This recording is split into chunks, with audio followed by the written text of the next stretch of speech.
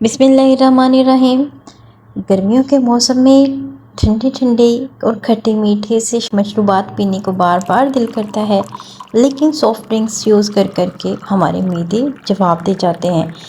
इस चीज़ को मद्देनज़र रखते हुए आज बड़ी ही ज़बरदस्त सी रेसिपी के साथ फिर से लीलानी एंड मामाज़ किचन हाजिर है। तो वीडियो को आप शुरू से लेके एंड तक ज़रूर देखिएगा और स्टेप बाय स्टेप फॉलो करने से ही आप घर पे बना के महफूज कर सकते हैं पूरे 1 साल के लिए। तो इसके लिए मैंने ले लिए हैं कच्चे आम। आजकल बहुत ही ज़बरदस्त से कच्चे आम मार्केट में अवेलेबल हैं। इनका सीज़न आउट होने से पहले पहले ये शरबत ज़रूर बनाना सीखें और बना के स्टोर कर दें। तो मैंने इनको पील कर लिया था धो के और इनको मैंने कट करना शुरू कर दिया है। गुठली को आप निकाल दीजिएगा, बाकी सारे का सारा गूदा इसके साथ अलग कर लें। देखिए ज़बरदस्त सा गूदा हमने साइड पे कर दिया है। अब मैंने ले ली है एक कढ़ाई में डालें आप 2 गिलास पानी और इसके अंदर आप कटे हुए आम डाल दें और साथ ही इसके चंद एक छिलके धो के दोबारा से डाल दें। इसको आप 10 से 12 मिनट के लिए बॉईल होने दें। 10 से 12 मिनट हो चुके हैं बॉईल होते हुए। तो देखिए यहाँ पर गूदा और छिलके बिल्कुल गलने की स्टेज पे पहुँच चुके हैं।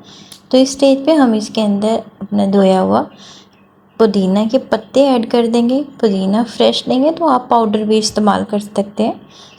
10-12 मिनट के बाद ये बिल्कुल गल चुके हैं और पुदीने के पत्ते भी अच्छे से गल गए हैं। यहाँ पर मैंने ज़ीरा लेके भून के 1 बड़ा चम्मच अच्छे तरीके से इसको कूट लिया था।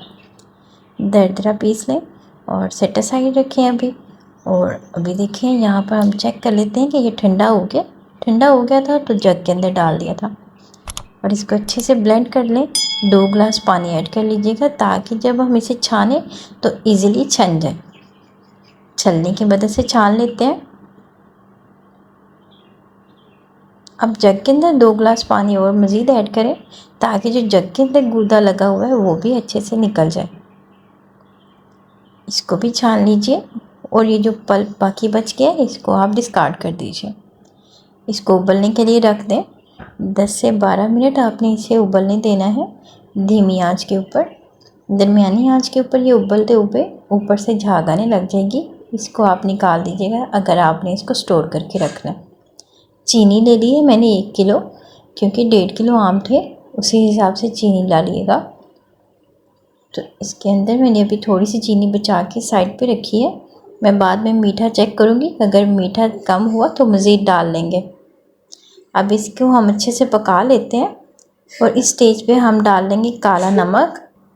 ये 1/2 टेबल स्पून था और साथ ही सफ़ेद नमक डाला है वो भी 1/2 टेबल स्पून था। बची हुई चीनी ऐड कर देंगे और इसे अच्छे से पकने के लिए छोड़ देंगे। सिरप आपका गाढ़ा हो जाए तो इसमें आपने सब्ज़ ग्रीन कलर जो है वो ऐड कर देना है।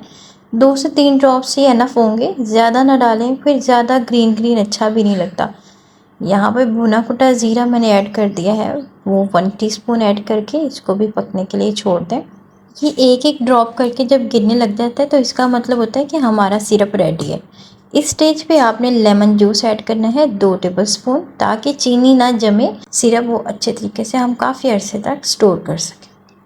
इसको रूम टेम्परेचर पे ठंडा कर लेते हैं बोतलों में भरने के लिए। बोतलें बिल्कुल स्टरलाइज़ कर लीजिएगा गर्म पानी के साथ, धो के खुश्क कर लें।